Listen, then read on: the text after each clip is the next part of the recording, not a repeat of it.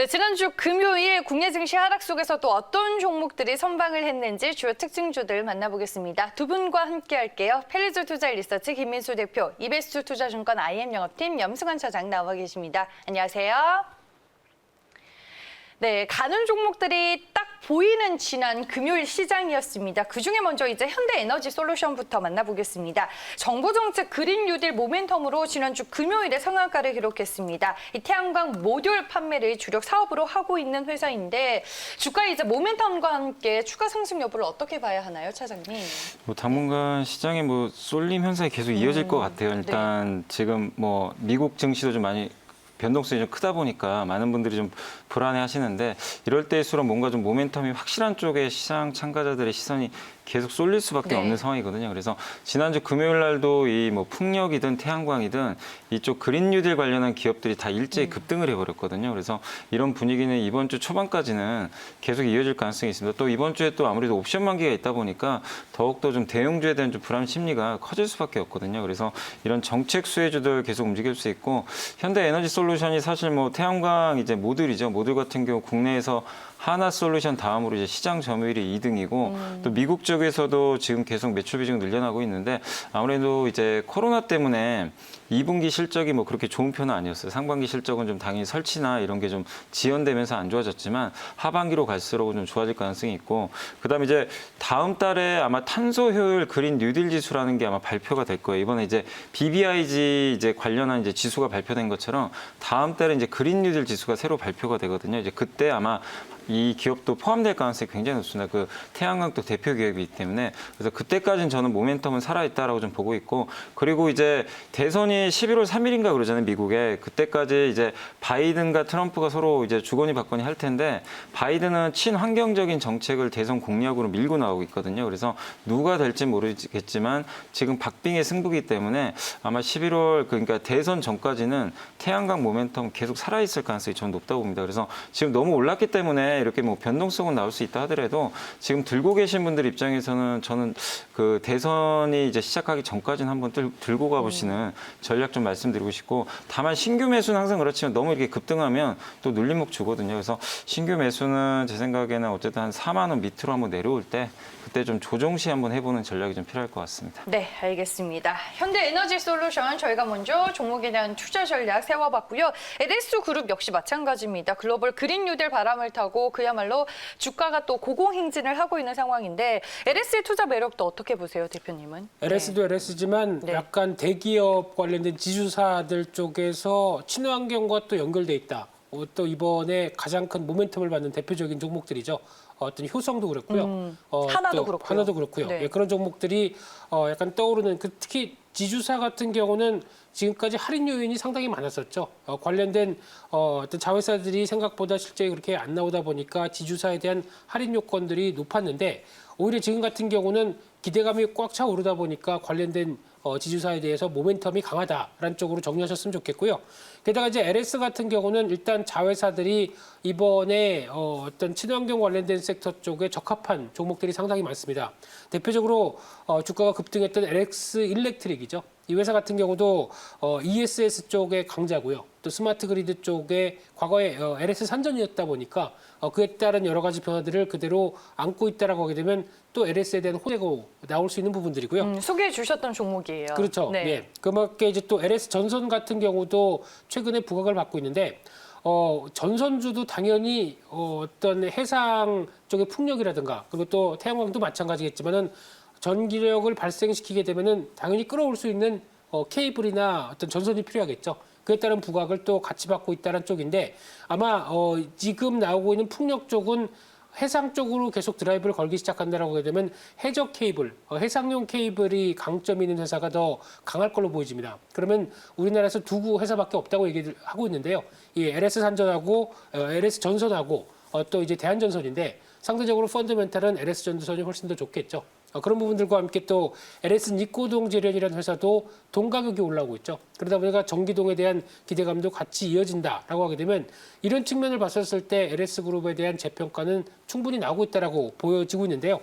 올해 실적 기준으로 봤을 때는 그래도 좀 주가가 오르다 보니까 PR이 한 18배 수준. 하지만은 PBR 정도는 0.57배 정도다 보니까 저평가죠. 그런 쪽에서 일단 추가적인 상승 여력은 높다고 생각됩니다만 일단 단기적으로 차익 매물이 나올 때를 노리자라는 관점 쪽에서 일단 지금 분위기 정도면은 약 한 57,000원에서 55,000원대 부분 정도까지 어느 정도 단기 차익 매물이 나온다라고 하게 되면 거기서 적극적으로 이용하는 전략은 나쁘지 않겠다. 이렇게 정리해서 말씀드리겠습니다. 네, 알겠습니다. LS에 대한 저희가 전략도 세워봤습니다. 앞서서 사장님이 말씀해 주셨다시피 지금 정부 정책을 등에 업은 업종과 종목들이 또 뚜렷한 강세를 나타내고 있는데 이번에는 BBIG K 뉴딜 지수에 포함이 된 종목을 좀 살펴보겠습니다. 더 좋은 비주얼이 있습니다. 지난 금요일에 거래량 폭발과 함께 급등세가 연출이 됐는데 BBIG K 뉴딜 지수 리스트에 이제 포함이 되면서 모멘텀을 얻게 됐잖아요. 향후 주가 방향성 어떻게 볼 수 있을까요?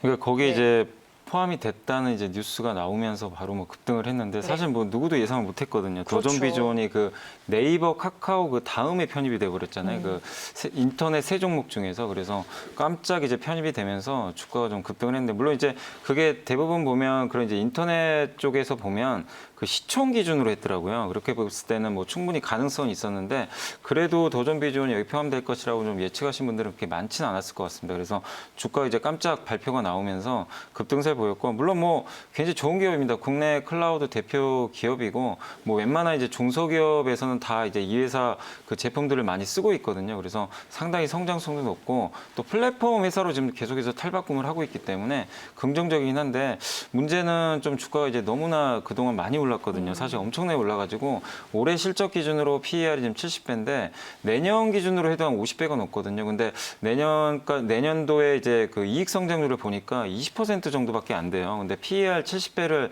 정당화하려면 최소 50% 이상 성장 계속 해줘야 되거든요. 그러니까 지금 상황에서 주가는 좀 사실상 굉장히 부담스러운 건 사실입니다. 지금 뭐 금요일 날도 올랐지만 이 월봉을 한번 보시면은 이게 지금 2015년도부터 지금 상승이 나왔는데 2만 원에서 한 6배, 7배 정도 올랐는데 네. 이번 달에도 지금 사실 조정을 받고 있어야 정상이거든요. 그러니까 저는 이게 좀 쉬었다 가야 된다라는 자리로 보고 있었는데 이 어쨌든 뉴딜 지수에 포함이 되면서 이날 또 주가가 좀 이상 급등하는 그런 모습이 나왔습니다. 그래서 지금은 좀 경계를 하셔야 될 것 같아요. 아무리 좋은 기업도 이번에 애플 보셨잖아요. 액면 분할 뭐 테스타 마찬가지지만 네. 기업 가치보다 너무나 오버슈팅을 하니까 이제 위에서 맞아버리거든요. 그러니까 지금 물론 뉴딜 지수에 포함되는 건 좋지만 기업 가치에 대해서는 좀 너무나 지금 오버밸류를 한 상황이니까 지금은 좀 적극적으로 오늘부터는 좀 매도하시는 전략 좀 말씀을 드려보겠습니다. 네, 뭐 모멘텀은 확실하지만 과열된 구간이기 때문에 또 보수적인 접근이 필요해 보인다라고 조언을 해주셨고요. 이번에 K 뉴딜 지수에 들어간 종목이 또 있습니다. 펄어비스인데 지난주 금요일 기관의 매수세와 함께 10%대 강세로 끝이 났습니다. 뭐 장중 고점에 비하면 상승폭이 좀 줄어들기는 했던데 펄어비스도 시장에서 큰 주목을 받을 수 있을까요? 네, 네. 주가가 많이 변동성이 좀 컸죠. 그런데 이제 고점에 안착을 못했다는 얘기는 일단 지금 월봉상이나 주봉상을 보게 되면 네. 박스권에 대한 저항도 만만치 않다라는 쪽도 눈에 띄고 있는데 물론 이제 K 뉴딜 쪽에 게임 관련된 쪽이면 당연히 포함돼야 될 대표적인 종목이겠죠. 그런 쪽에 대한 기대감들이 같이 부각을 받았다고 보여지고 있는데 게다가 또 9월 8일이면 내일이네요. 내일 같은 경우 또 펄어비스가 기획을 했던 특히 지금 나오고 있는 검은사막 모바일의 대규모 업데이트가 예정이 되어 있습니다. 근데 그쪽에 대양 위대한 항해라고 하고 있는데 저도 접속을 해볼 겁니다. 해볼 텐데 네. 지금까지 이제 검은사막 모바일을 보게 되면은 하신 분들은 아시겠지만은 약간 이제 집을 짓거나 아니면은 어떤 약간 소규모 서사이티죠. 이쪽으로 대해서 어느 정도 활성화가 됐던 부분들이 있었는데 이런 부분 외에 이제 또 이런 지역적인 차이를 벗어나서 항해 쪽으로 그래서 뭐 선박이나 뭐 낚시까지 한다 이런 쪽의 내용까지 있는데 기대감이 솔직히 저는 개인적으로 좀 있습니다. 그래서 한번 확인해 볼 텐데 하고 말씀해 주세요. 네, 그래야 될 것 같습니다. 네, 이래서 주식이 이런 쪽으로 응용이 되는 거죠. 네. 네, 그러다 보니까 기대감은 높은데 일단 이를 가지고 다시 예전에 초기에 보셨던 펄어비스의 어떤 검은사막 모바일의 강한 동력들이 될 수 있느냐는 조금 더 지켜봐야 될 것 같습니다. 그 인기가 그대로 어떤 예전의 유저가 복귀되는지 흐름들도 확인해야 될 것 같은데요. 그러다 보니까 만약에 그런 흐름들이 확인이 된다라고 하게 되면 지금 보시는 것처럼 월봉상의 가장 저항권으로 나오고 있는 한 22만 원대 그리고 조금 더 확장시키게 되면 23만 원대 부근 정도의 두터운 저항이 있기 때문에 이 부분을 한 번에 돌파하기는 좀 어렵다는 쪽으로 뭔가 확인이 필요하다라는 관점 쪽으로 해석을 해야 될 것 같고요. 그러다 보니까 이제 일봉상으로 보게 되면 지금 현재 약 한 20만 원대 초반대, 즉 20만 원대가 지지가 되는지가 가장 큰 관건이고요. 여기가 확인이 돼야 추가적으로 다음 박스권 레벨업이 될 수 있기 때문에 가장 중요한 부분들은 이번에 업데이트에 대한 시장의 반응들 한번 확인해보고 대응하자 이렇게 말씀드리겠습니다. 네, 알겠습니다. 펄어비스까지 또 정책 모멘텀이 있는 종목들 만나봤고요. 다음은 이제 장 마감 이후에 나온 공시 내용과 함께 종목을 보겠습니다. 두산중공업입니다. 지난주 금요일에 장 마감 이후로 1조 3천억 원 규모의 유상증자 소식과 함께 친환경 에너지 기업으로 변모하기 위한 계획을 발표했습니다. 일단은 뭐 이 소식 이후로 시간의 거래에서 주가가 좀 영향을 받는 듯 하더라고요. 오늘 이제 흐름 어떻게 예상해 볼 수 있을까요? 뭐 당연히 빠질 네. 수밖에 없습니다. 유상증자는 당연히 이제 주식수가 늘어나는 이벤트이기 때문에 네.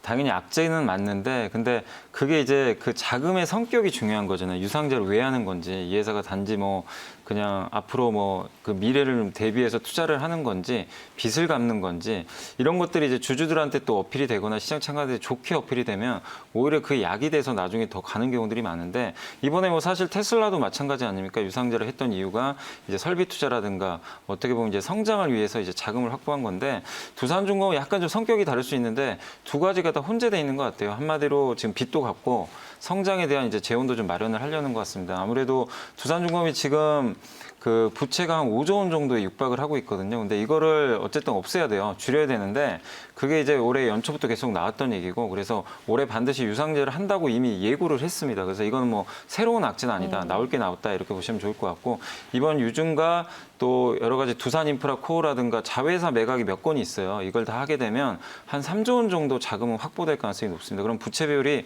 확 다운이 되기 때문에 재무 구조에는 굉장히 좋을 가능성이 높고 거기다가 이게 한 가지 호재가 뭐냐면 두산 퓨어셀 지분을 이제 받기로 했습니다. 그 두산 퓨어셀의 이제 최대 주주가 이제 두산그룹의 여러 가지 특수 관계인들인데 거기서 이제 어떻게 보면 이제 증여를 하는 부분으로 해가지고 이 어떻게 보면 이제 받는 거죠. 그래서 지분을 받게 되면 연료전지 사업까지 이제 같이 할 수가 있거든요. 그럼 그렇게 되면 두산중공업 입장에서 나쁠 게 없죠. 풍력에서 생산을 해서 수소를 또 가지고 이 연료전지 사업까지 연결되는 하나의 연결고리를 만들 수 있다는 측면에서 지금의 유상증자 두산퓨어셀 쪽으로의 어떤 이제 지분을 증여받는 이런 부분들까지 합쳐지게 되면은 큰 그림에서는 이제 좀 좋게 봐야 되는 거 아닌가 이렇게 보여지고 다만 지금 이제 주식수가 무려 38%나 증가를 하기 때문에 당분간 주가 급락은 건 피할 수는 없습니다. 그러나 어쨌든 청약이 제가 알기로는 12월 3일로 지금 알고 있거든요. 그때까지 뭐 주가 붙이면 있겠지만 저는 어쨌든 급락하면 좀 매수 기회가 아닌가. 또 유상자도 네. 적극적으로 좀 참여해 보시면 좀 좋을 것 같습니다. 네, 알겠습니다. 최근에 또 주가 변동성이 상당히 커진 두산중공업까지 저희가 특징주로 만나봤습니다. 이제 마지막으로 오늘의 관심주를 만나봐야 할 텐데요. 김민수 대표님 종목 들어볼게요. 네, 그냥 잘하는 종목입니다. 근데 네. 변화가 나올 가능성이 높다 보니까 관심이 좀 커지는데요. 삼성전기인데요. 특히 지금 부분에서 확인해야 될 부분들은 일단 이번에 삼성이 발표한 스마트폰들이 판매가 괜찮죠. 특히 갤럭시 노트 20 같은 경우 해외 쪽에서 반응이 더 좋다고 합니다. 네. 그래서 어떤 예약 판매량의 이후에 나오는 판매량은 나쁘지 않다는 관점들인데 물론 계속 좋아야 되겠지만요. 그와 함께 또 다 얘기 나오는 이제 폴더블 관련된 쪽도 이번에 판매가 시작이 되다 보니까 그에 따른 기대감이 높다라고 하게 되면 대표적인 또 삼성그룹 쪽의 IT 부품주죠. 그와 함께 또 MLCC 같은 경우도 수요가 하반기에 기대감이 높은 게 전기차, 전장 쪽이죠. 이쪽과 함께 마찬가지로 5G 스마트폰에도 더 많이 들어간다. MLCC가 더 많이 들어간다고 하게 되면 당연히 기대감이 높아지는 상황들인데 그러다 보니까 3분기 영업이익이 지금 한 27% 작년 대비해서 늘어난다라는 관점이라고 하게 되면 3분기 실적 좋다 보면 당연히 영향을 받겠죠. 그런 쪽으로 봤을 때 최근에 패턴을 보게 되면 주가가 지금 한 12만 5천 원대에서 고점에서는 밀린다고 하더라도 충분히 지지를 받았습니다. 그러다 보니까 더 안 밀린다라고 하게 되면 당연히 기대감이 높다라고 봐야 되겠죠. 그런 쪽의 변화와 함께 고점에서 이어졌던 어떤 추세에 대한 저항들을 이제 돌파하기 시작합니다. 그러다 보니까 이번 주 초에 만약에 13만 7천 원 그리고 14만 원대 근처에 안착을 시도한다라고 하게 되면 당연히 신고가가 나올 가능성이 높다라고 보여지면서 오히려 어떤 지금의 기회는 한 번 더 레벨업 되기 위한 하나의 과정이 아닐까라는 관점 쪽에서 추세 저항을 돌파했다라는 쪽에 무게를 두고요. 그런 관점이다 보니까 일단 이 부분은 저항이 아닐 것 같고요. 오히려 지난번 나왔던 2018년도 고점 MLCC 가격이 급등했었을 때 나왔던 가격대 부분까지 시도한다라고 하게 되면 약 한 16만 5천 원대 부분까지 목표가를 삼을 수 있을 것 같고요. 저게 월봉 차트인가요? 네, 월봉입니다. 네. 네, 그리고 손절가는 12만 3천 원대로 이 최근에 나왔던 이 지지권 흐름들이 이탈한다라고 되면 바로 손절 대응하는 쪽으로 그렇게 대응하는 게 좋겠다고 보여집니다. 지난주 금요일에 시장 약세 속에서도 삼성전기는 상당히 견조했네요. 네, 그의 네. 얘기가 실적 3분기 얘기가 나오기 시작하면서부터 변화가 들어왔다고 보여지고 있는데 그러다 보니까 아무래도 기대감이 특히 지금 같은 경우는 오늘 기사에도 보면 3분기 실적 관련돼서 기대감이 높아가는 종목들 그러면서 뭐 한 10종목들이 나왔더라고요. 네. 그런 쪽에서 생각보다 주가가 좀 더뎠다가 움직이는 종목들은 계속 관심 있게 보셔야 될 필요가 있지 않을까 생각됩니다. NH투자증권에서 리포트도 나왔네요. 네. 알겠습니다. 실적에 대한 모멘텀이 또 반영이 될 수 있다라고 말씀을 해주셨습니다. 오늘 삼성전기 관심주로 만나봤습니다. 목표 주가 16만 5천 원, 손절 가격 12만 3천 원으로 제시를 해주셨네요. 오늘 두 분 말씀은 여기까지 듣겠습니다. 이베스트 투자증권 IM 영업팀 염승환 차장, 펠리즈 투자 리서치 김민수 대표와 함께했습니다. 고맙습니다.